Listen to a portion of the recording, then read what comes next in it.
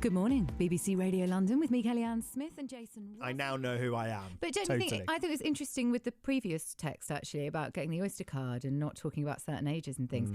I love getting older. I love not having to pretend that I want to go clubbing. I never wanted to go clubbing, not even when I was 19, and I don't now. I'm 41. It just, all the things that you can just embrace. Yes, I groan when I get up. Yeah, I like a sit down and a TV show. And I love that I'm allowed to admit that. It's such a wonderful thing about getting older. What are you looking forward to in 2019? It can be something on a self-discovery path, or it could be your child's wedding is coming up, or you've got a Ruby wedding anniversary, or there's a special birthday, or going on a gorgeous holiday. Let us know. 0800 731 2000 is the phone number, or you can text us 81333 starting with London.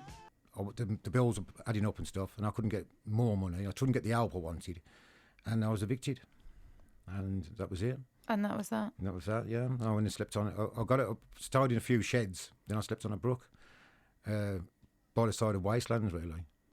So, I mean, how does that, when you're evicted, presuming you say, I'm going to be homeless if you evict me, what's said to you? Or is anything said to you? No, it was a private landlord, and he said, you've got 3 weeks to get out. I tried to get help off certain people, but I couldn't get it. And I think the worst part was I was born in the house, so I'd been there all my life. Oh, yeah, wow. And the people said, well, can't you get out? And the people who was renting it to me was saying, do this, do that. But all the people I spoke to, I got no answers at all. I mean, how long was it before you became aware?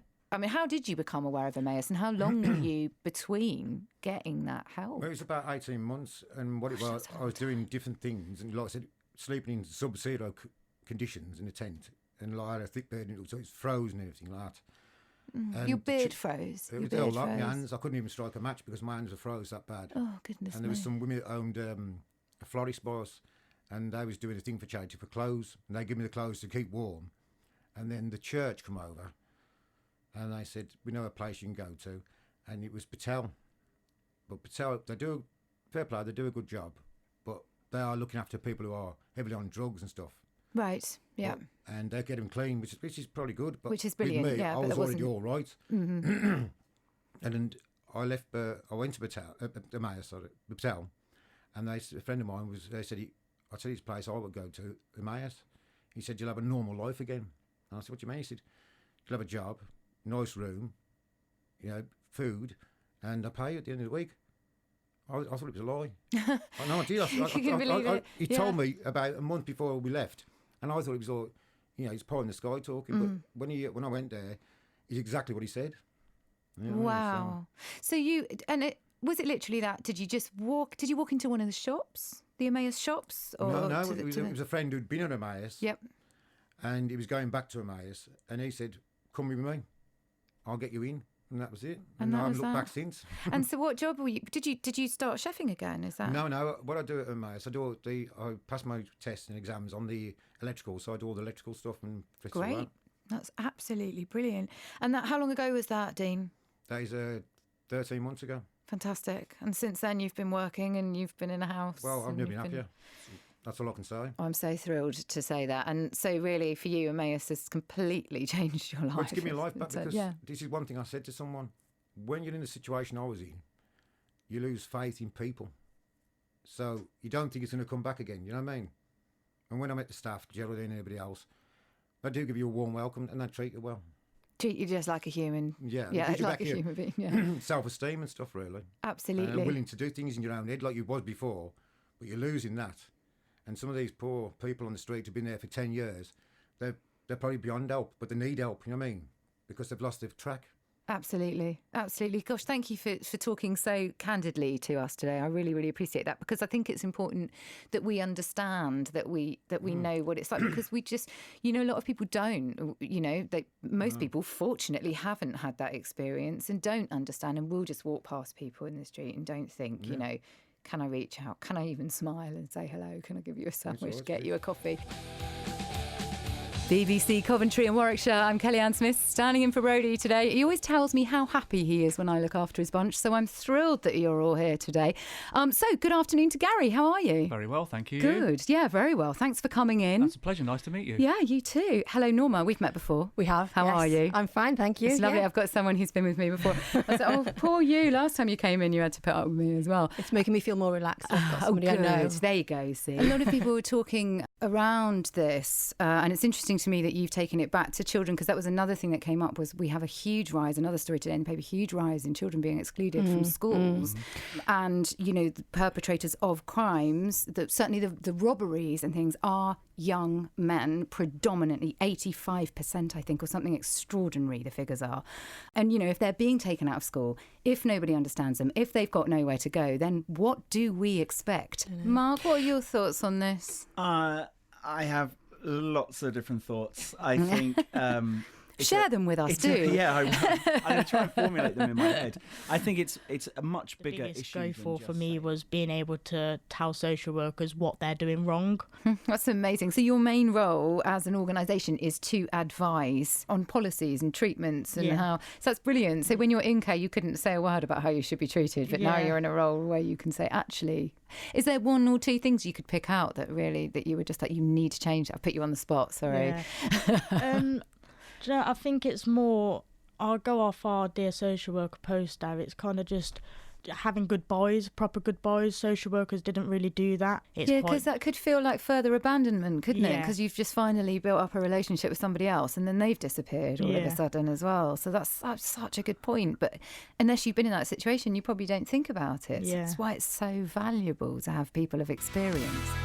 We're also talking Now albums. Do you remember your first one? Bet these guys were on it.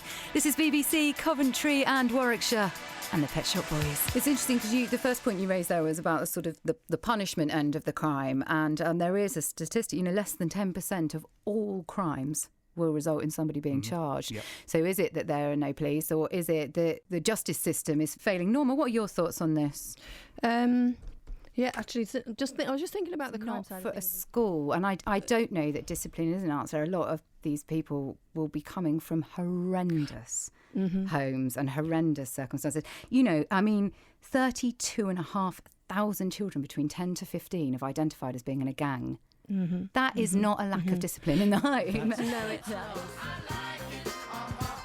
Casey and the Sunshine Band, that's the way I like it, on BBC Coventry and Warwickshire. Now, this is a good story, for better or worse, richer or poorer, or not, because it has to be the right way round, apparently. There's been a good story, it's been most of the papers today, that honesty isn't the best policy when it comes to how much you're earning in a relationship. Apparently, a lot of wives, if they earn more than their husbands, are fibbing.